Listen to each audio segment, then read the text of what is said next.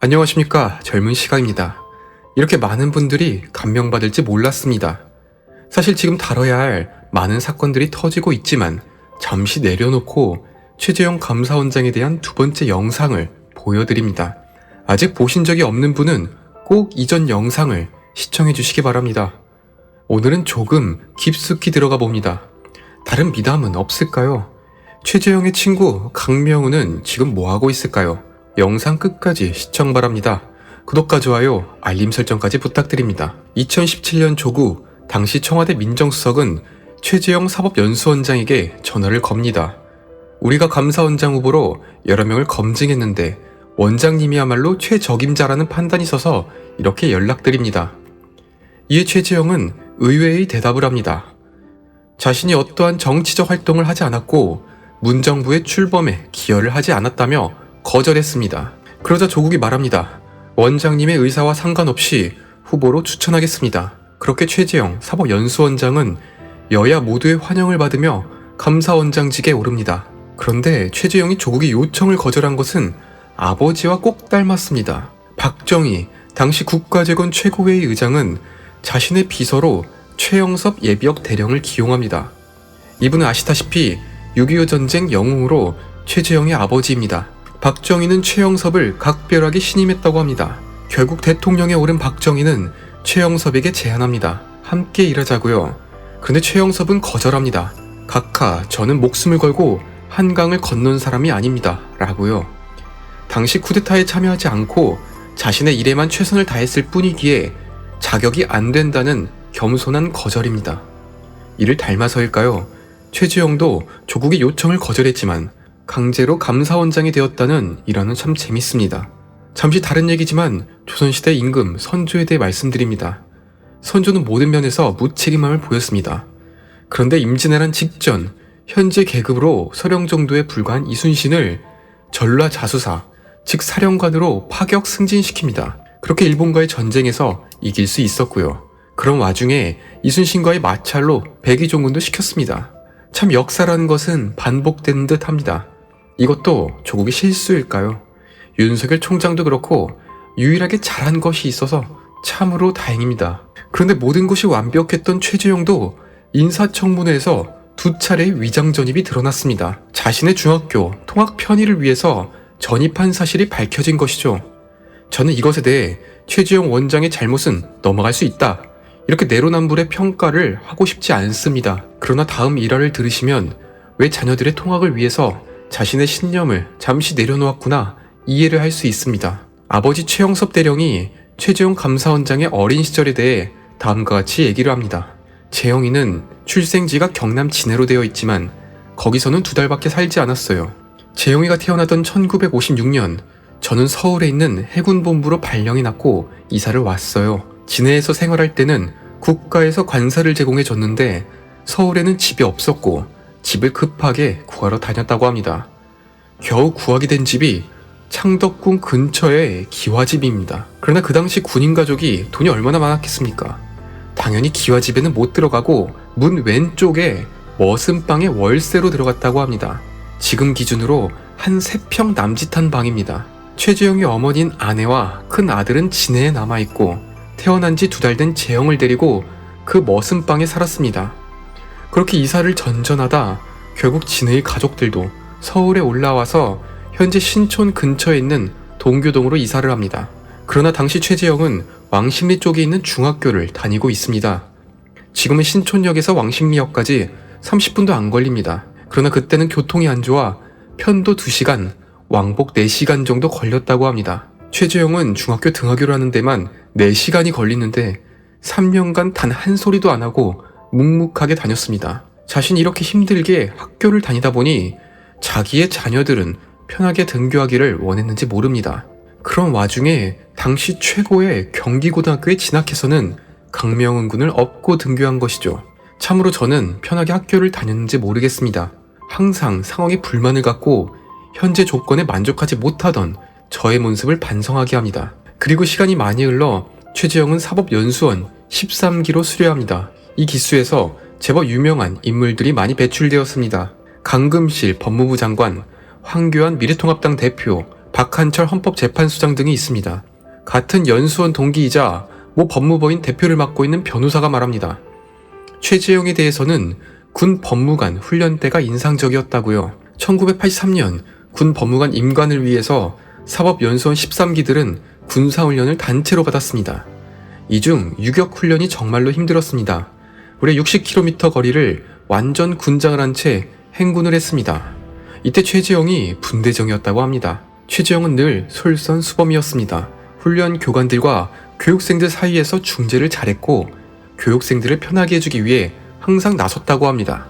그리고 어떻게 보면 판사와 앙숙이라고도 볼 수 있는 연수원 동기 모 검사의 회고는 더 재밌습니다. 최재형은 학번상 연장자에 속했다고 합니다. 사실상 맏형급이었습니다.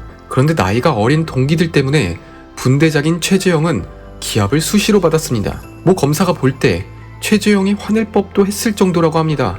그런데 최재형은 아무런 불평 없이 다독거렸다고 합니다. 그리고 미담을 더 내놓습니다.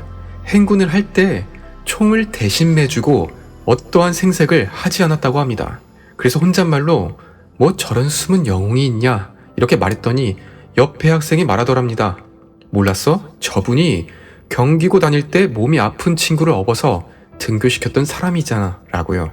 또 다른 판사의 증언도 놀랍습니다. 최재형은 원칙주의자다. 보통 원칙주의자라 함은 유연성이 부족하다고 생각을 하는데 최재형은 원칙주의자이지만 소탈하고 유연성이 있다. 자기 얘기를 하기보다 주로 경청한다고 합니다. 정말 미담이 쏟아집니다.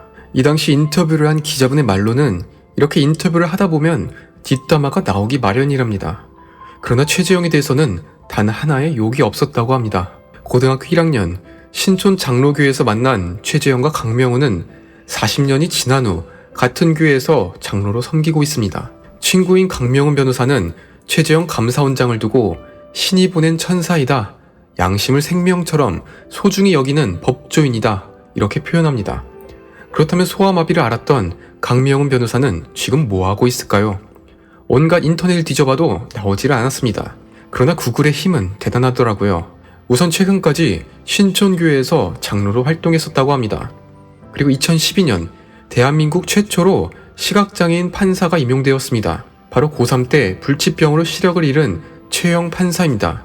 최영 판사가 재판을 보고 있을 때 강명훈 변호사가 휠체어를 타고 최영 판사를 만나러 옵니다. 그러면서 최 판사는 평생 휠체어 신세를 진 나보다도 훨씬 큰 역경을 이겨냈을 것이라고 응원하였습니다.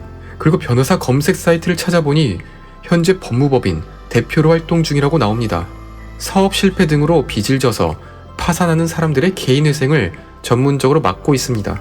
참으로 강명훈 변호사답습니다. 이번 영상도 많은 감명 받으셨는지요? 지금까지 시청해주셔서 정말로 감사합니다.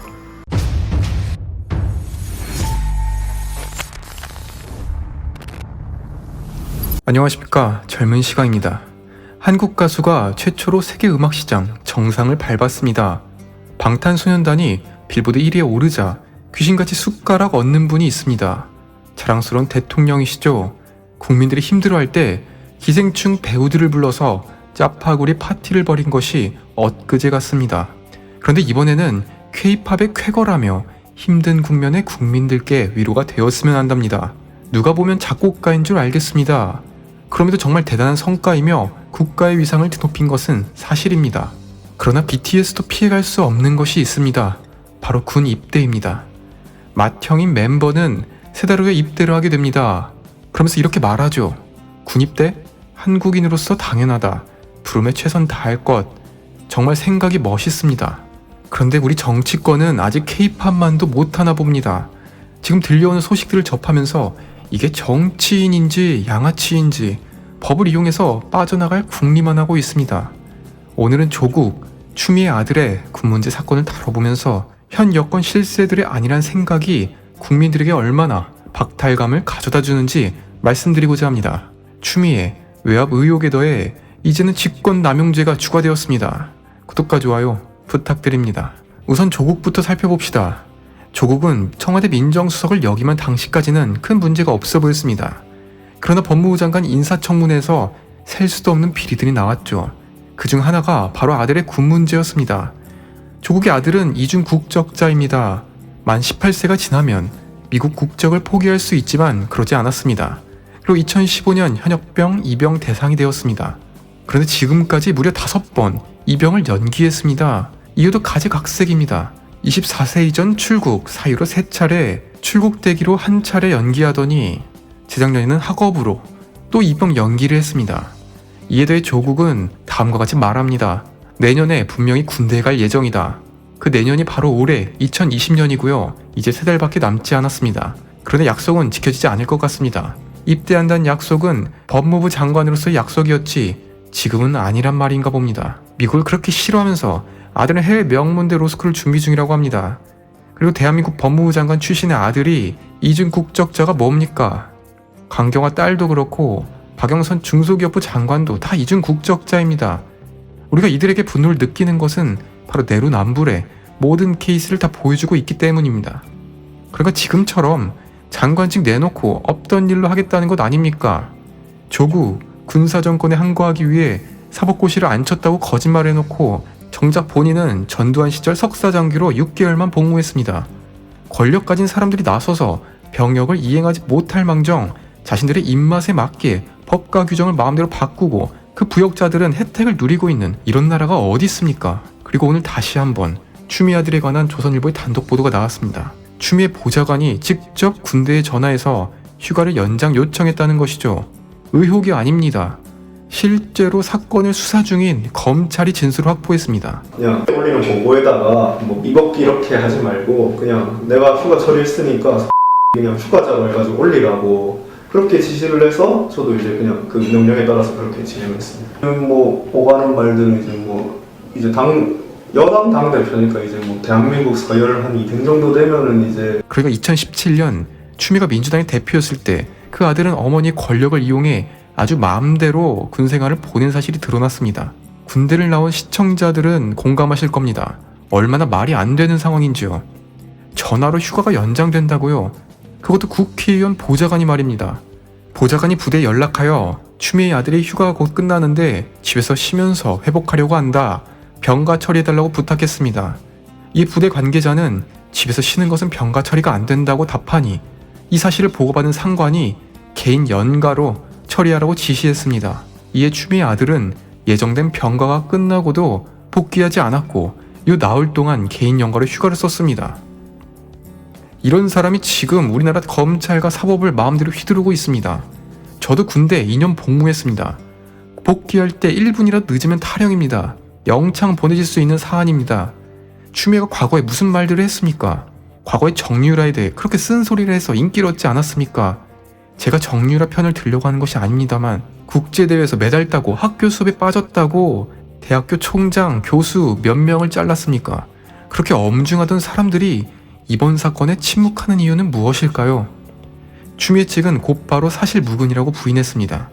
보좌관이 뭐하러 사적인 지시를 받냐며 그런 사실이 없답니다. 이건 또 무슨 궤변인가요? 서울 동부지검 검찰은 이에 대한 실제 증거를 갖고 있는데 정작 의혹의 당사자는 사실이 없다 부인하는 것이 끝입니다. 보좌관이 부대 관계자에게 이러한 전화를 했다면 직권남용죄입니다. 그리고 마찬가지로 장관이 개인적인 일을 보좌관에게 시켰다면 역시 직권남용죄입니다. 그러니 발뺌을 하다가 죄목만 추가되고 있는 셈입니다. 여당 대표가 특권을 이용해서 군 시스템을 갖고 놀았습니다. 이번에는 소설 쓰시네 라고 안 하는 걸 보니까 찔리는 게 있나 봅니다. 여기서 끝나면 영상으로 만들지도 않았습니다. 가장 편하다는 카투사에 들어가서 일병에만 거의 3주 가까이 병가를 썼습니다. 그런데 그 아들이라는 사람은 마음대로 보호대 복귀도 하지 않고 그 휴가 연장을 위해 상급부대 육군 대위가 나서서 직접 처리하겠답니다. 외압이죠. 당시 동료 병사 증언은 이미 많은 영상들로 보셨을 것입니다. 그리고 병가에 근거도 없습니다. 병 때문에 없던 휴가를 만들었는데 그 병에 대한 기록이 없다고 합니다. 그러자 변명이라고 지휘관이 하는 말이 말로 했답니다. 그런데 행정 누락으로 기록이 남지 않아서 그렇다고 합니다. 진단서도 없이 병가에 지휘자의 말로 서류도 없이 가능했다. 이것이 추미애 자녀에게만 해당된 특혜입니다. 군 기강회의를 넘어서 허탈합니다. 얼마나 감출 수 없으면 정경두 국방부 장관마저 그 잘못을 인정했을까요? 그런데 다음과 같이 말합니다. 행정 절차상 오류가 있을 수 있다라고요. 국방부 장관이 절차상 오류가 있을 수 있답니다. 그놈의 행정 절차상 오류는 상류층 자제들에게만 생깁니다. 정말 추미애 세기는 센가 봅니다. 조국 사건 때는 주변 사람들 모두 손절했었는데 이번 추미애 사건에서는 그래도 국방부 장관이 나서면서 엄호를 해줍니다. 황제 복무에 엄마 찬스를 부인하고 있습니다. 지금 아마 조국의 아들은 아버지에게 불만이 가득할 것입니다. 이중 국적자라 군대를 안 가도 되는데 괜히 아버지가 장관한다고 나서다가 자기가 군대를 가야 할 입장입니다. 애초에 이런 생각이 잘못되었습니다. 방탄소년단도 당연히 가야 하는 것이라고 자부심 넘치게 말하는데 어떻게든 빠져나갈 궁리만 하고 있으니 이런 논란만 더 커지고 있습니다. 언제쯤 저분들의 입에서 죄송하다라는 말을 들을 수 있을까요? 정말 문제 많습니다. 시청해주셔서 감사합니다. 구독과 좋아요 부탁드립니다. 감사합니다.